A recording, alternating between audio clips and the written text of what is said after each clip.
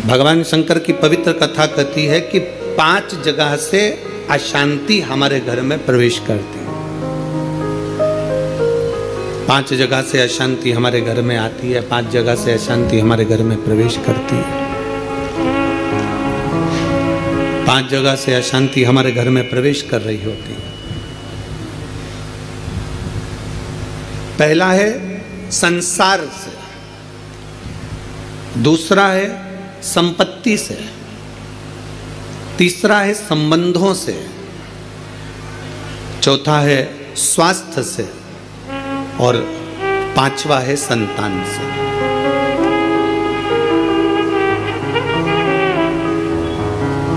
इस कथा को समझिएगा जरा कि 5 जगह ऐसी है जहां से अशांति हमारे यहाँ प्रवेश कर रही है। उसमें 5 जगह में एक जगह संपत्ति भी कही है।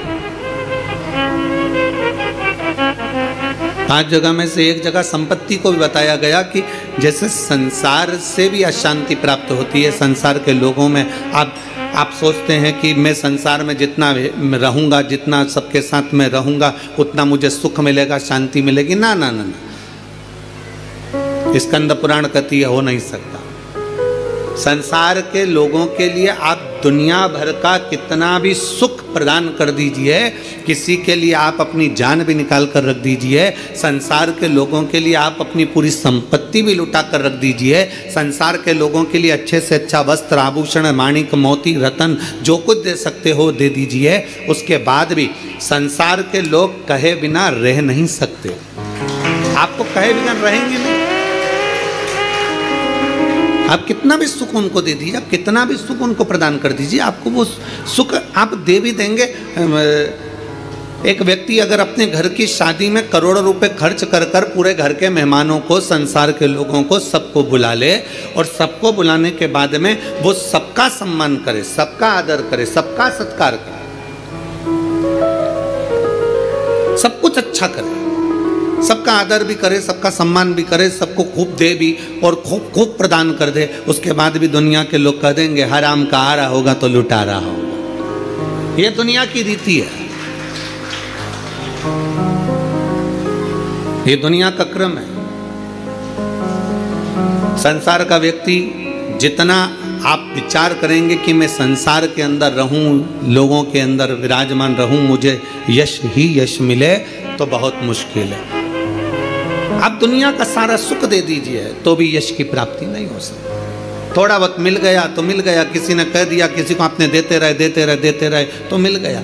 संसार अशांति देता है। संपत्ति, शिव महापुराण की कथा कहती है, स्कंद पुराण कथा कहती है कि हमारी संपत्ति भी हमको अशांति देती है। जिसके पास कुछ नहीं वो आराम से रोड के किनारे टाट बिछाकर बहुत मस्ती से सोता है।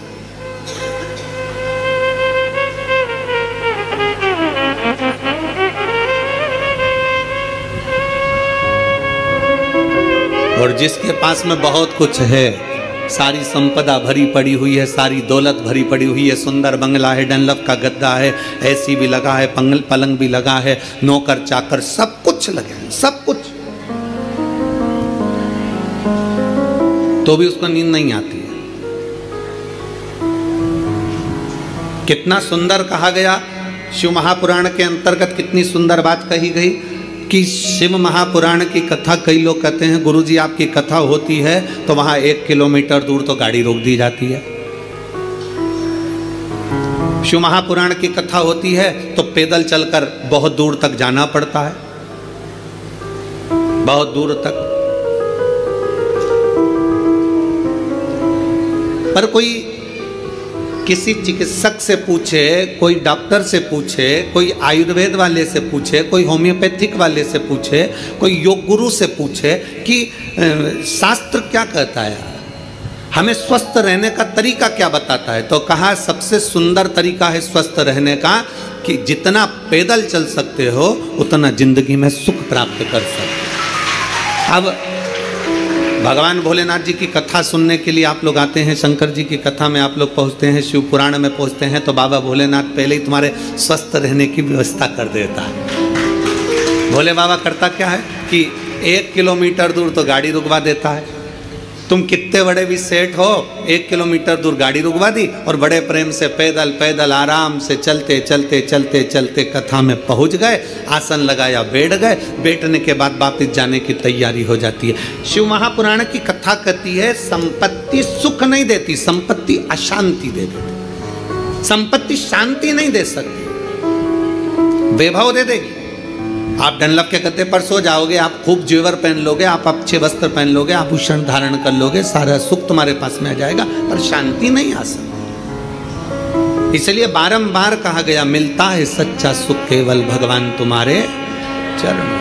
बाकी के दुनिया का सुख कहीं नहीं प्राप्त हो सकता। दुनिया का सर्वाधिक सुख भगवान के चरणों में। आप कुबेरेश्वर बाबा की धरा पर आए हैं, कुबेरेश्वर बाबा की धरा पर कभी पहुँचे या आए तो कुबेरेश्वर बाबा की धरा पर पहुंचकर तुम कहीं पर भी एकांत में बैठ जाओ, जितनी देर बैठे रहोगे आपको ऐसा महसूस होगा कि मेरा शंकर तुम्हारे आसपास में से घूम कर निकल कर गया है। शिव तत्व की प्राप्ति कहीं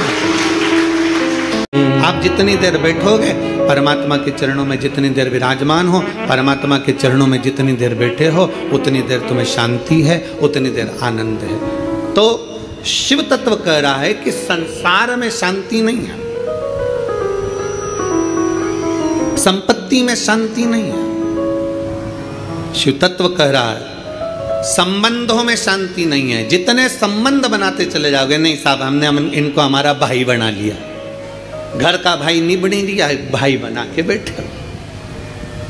नहीं साहब इसको हमने हमारी बेटी बना लिया, घर की बहन बेटी को साड़ी नहीं दिला रही और दूसरी बेटी बनाते फिर। नहीं साहब इनको हमने हमारा काका जी बना लिया, तो घर का काका जमीन और जायदाद के लफड़े में पड़ा, आज तक नहीं सुलझ रहा और एक और काका बना के तैयार कर लिया। नहीं साहब ये हमारी बुआ है, नहीं साहब ये हमारा ये है। नहीं, संबंध जितने जितने संसार के लोगों से जोड़ोगे, शिव पुराण कहती है जो हमारा संबंध है जितने लोगों से जुड़ा है उतना ठीक है, पर अलग से कोई संबंध जोड़ने का प्रयास मत करो, अलग से परमात्मा को जोड़ने का प्रयास करो तो जीवन की सार्थकता, जीवन के साथ परमात्मा को जोड़िए, परमात्मा को अपने करीब लाने का प्रयास करिए, परमात्मा को अपने नजदीक लाने का प्रयास करिए। परमात्मा को अपने करीब में जितना जितना लेकर आओगे उतना उतना सुख और शांति आपके जीवन में आती चली जाए, उतनी शांति, उतना सुख। संसार से, संपत्ति से और संबंधों से शांति की अनुभूति नहीं है। संबंध भी हमको अशांति देते हैं। किसी ने कुछ कह दिया, मन अशांत हो गया, किसी ने कुछ बोल दिया, मन अशांत हो गया, कहीं किसी ने कुछ कहा, अपन घर से निकल कर चले गए, मन अशांत हो गया। अच्छा जरा सा विवाद हुआ, लोग घर छोड़कर चले जाते हैं। हमको ये समझ में नहीं आता कि घर में तुम रहकर भी शांति का अनुभव नहीं कर पाए तो क्या छिपरा जी के तट पर जाकर, गंगा जी के तट पर जाकर, नर्मदा जी के तट पर जाकर, किसी तीर्थ में जाकर, सबको छोड़कर अकेले घर से निकलकर, घर के बाहर जाकर क्या तुम्हें शांति मिल जाएगी? जम के बोलो जरा, नहीं मिल सकती। घर छोड़कर शांति का अनुभव नहीं हो सकता।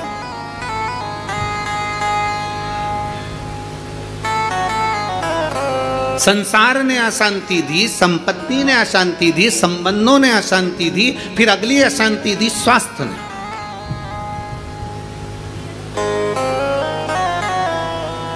घुटने दुखने लगे, कमर दुखने लगी, पीठ दुखने लगी, अशांति होने लगी, अब मैं बहुत बीमार रहने लगी, मेरे जीवन का क्या ठिकाना गुरुजी, मेरी जिंदगी का क्या ठिकाना।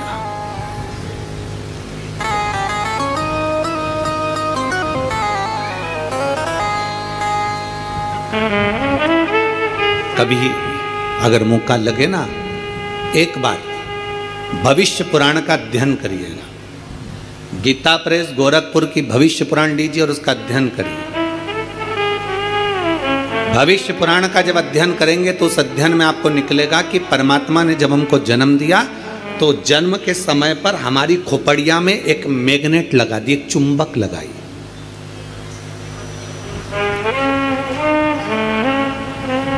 परमात्मा ने हमारी खोपड़िया में, हमारे मस्तिष्क में, हमारे भेजे में, हमारे सिर के अंदर, हमारे मस्तिष्क में एक चुंबक लगा दिया।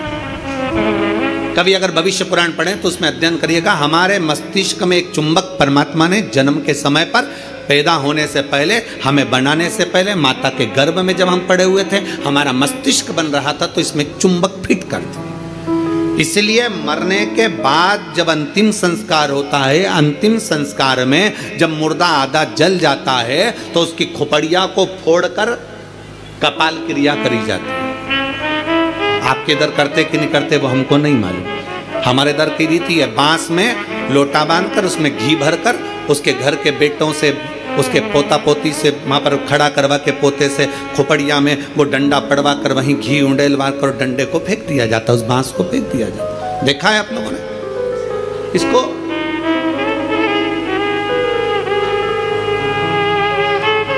भगवान जब हमें जन्म दिया, परमात्मा ने जब हमको पैदा करा, उस समय पर माथे में, मस्तिष्क में, भेजे में एक चुंबक लगा। क्या करती है वो चुंबक? चुंबक का कार्य क्या है? चुंबक का कार्य है, अगर आपने पैसा पैसा पैसा पैसा सोचा विचारा, दिन रात पैसे पैसे में लिप्त रहे, तो व्यक्ति वो मस्तिष्क में जो चुंबक लगी है वो पैसे को अपनी ओर खींचती है। मतलब मनुष्य पैसे को आसक्ति के रूप में अपनाना प्रारंभ कर दे। अब चुंबक का दूसरा कार्य क्या है? अगर किसी बुरे व्यक्ति में बुराइयां देखोगे तो वो बुरे व्यक्ति की बुराई तुम खींचते चले जाओगे। वो तो ऐसी, वो तो वैसा, वो तो वैसा, हर व्यक्ति में बुराई, क्योंकि तुम्हारे भीतर में जो भेजे में चुंबक भरी है वो बुराइयां ही खींचेगी। और अगर तुमने किसी व्यक्ति में अच्छाई देखना प्रारंभ कर दी तो तुम्हारे मस्तिष्क में जो चुंबक लगी है वो दिन रात हर व्यक्ति में अच्छाई को ढूंढना प्रारंभ कर देगी, अच्छाई खींचना प्रारंभ। एक चुंबक लगी है। अब ये बात तो अपने तक हो गई, अब मेन बात पर जाओ, मुख्य बात पर।